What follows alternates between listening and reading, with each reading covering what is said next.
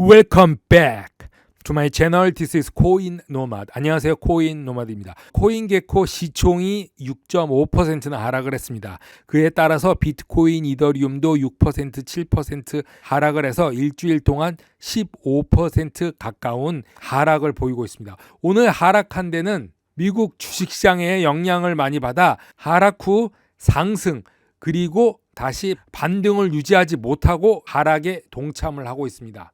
미국 연준은 금리 인상으로 인플레이션을 잡으려 하고 있습니다. 금리를 인상해서 풀어놓은 돈을 모두 회수하려는 건데 시중에 돈이 더욱 말라가고 있습니다. 물가가 높아지면 돈을 회수한다. 지금 굉장히 많은 후진국 개발도상국들이 우크라이나 침공 이후 원자재, 곡물 상승으로 어려움에 직면해 있고 방글라데시아 같은 경우 하루 13시간만 전력이 공급되어 모든 비즈니스가 멈췄다고 합니다.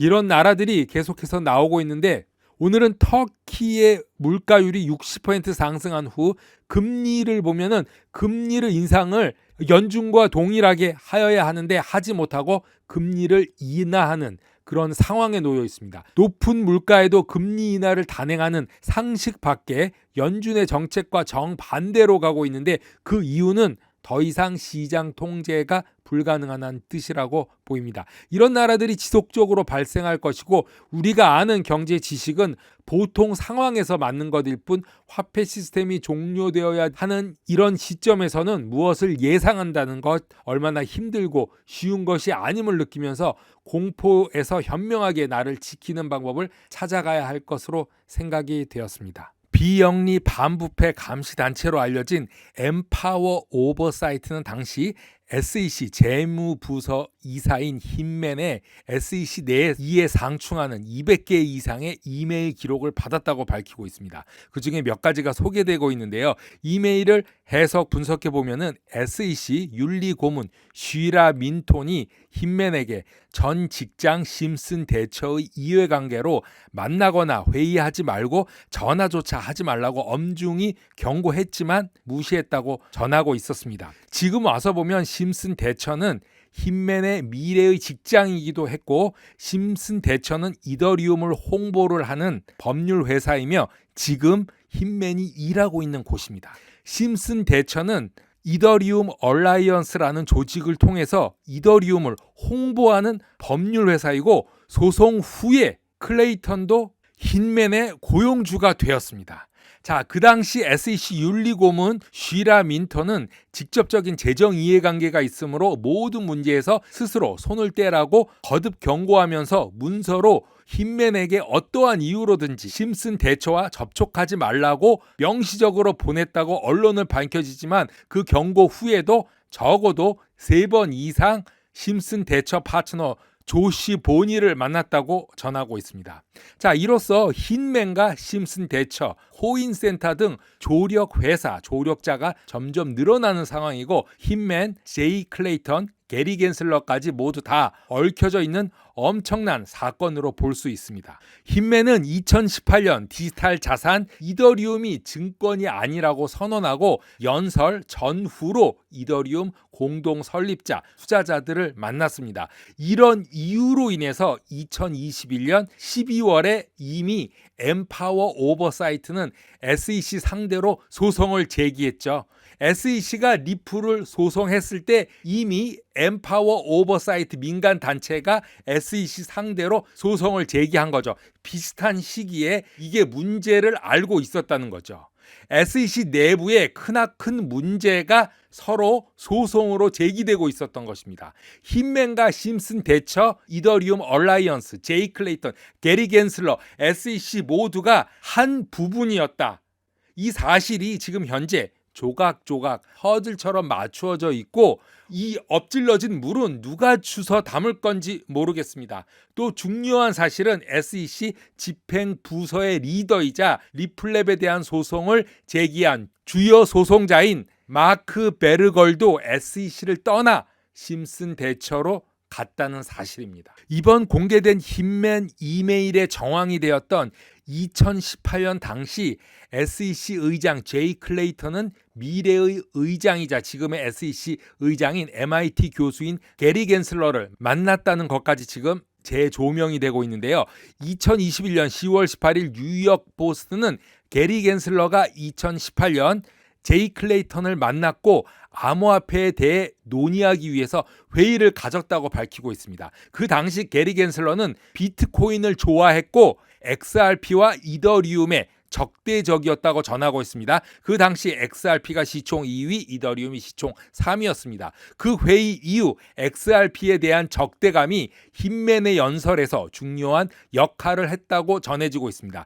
자, 이게 힌맨, 게리 겐슬러 그리고 제이 클레이턴 다 엮여져 있는 것이다.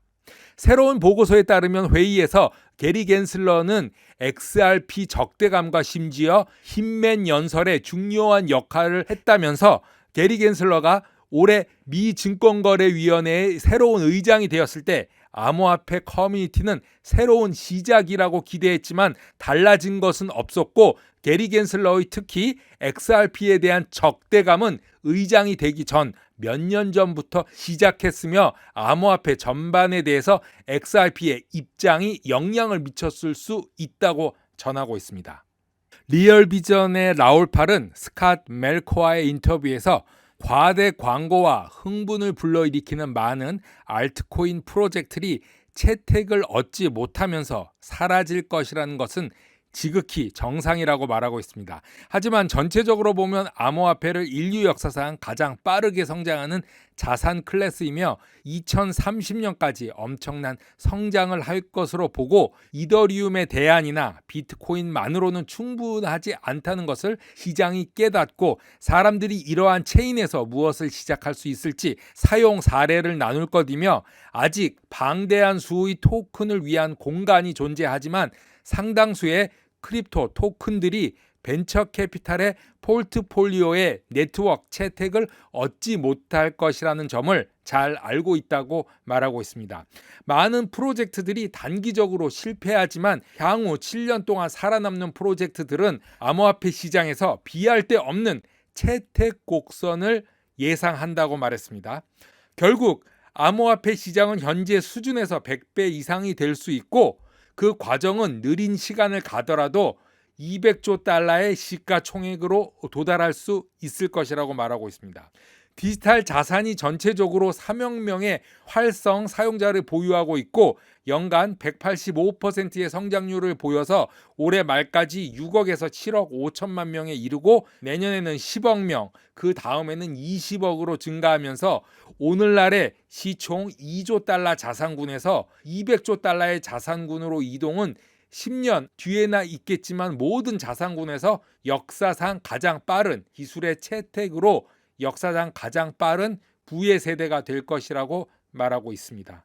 블록체인 분석회사 센티멘트는 비트코인 고래의 거래량이 일반 투자자들보다 지극히 적어지고 있다고 합니다. 자, 그래프를 보시면은 이 초록색이 비트코인 가격입니다. 그리고 이게 비트코인 고래들의 거래한 거래량이 점점 이렇게 작아지고 있다.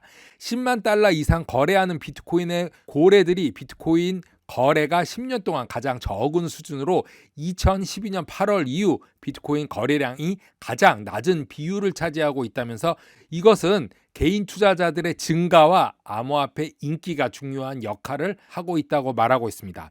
센티멘타의 연구 결과는 온체인 분석가 윌리 우가 분석한 것과 정확히 일치하여 비트코인이 새로운 소규모 참가자들에게 점차적으로 배포됨에 따라 비트코인 고래의 참여가 꾸준히 감소하고 있음을 나타내는 그래프로 지적을 했습니다.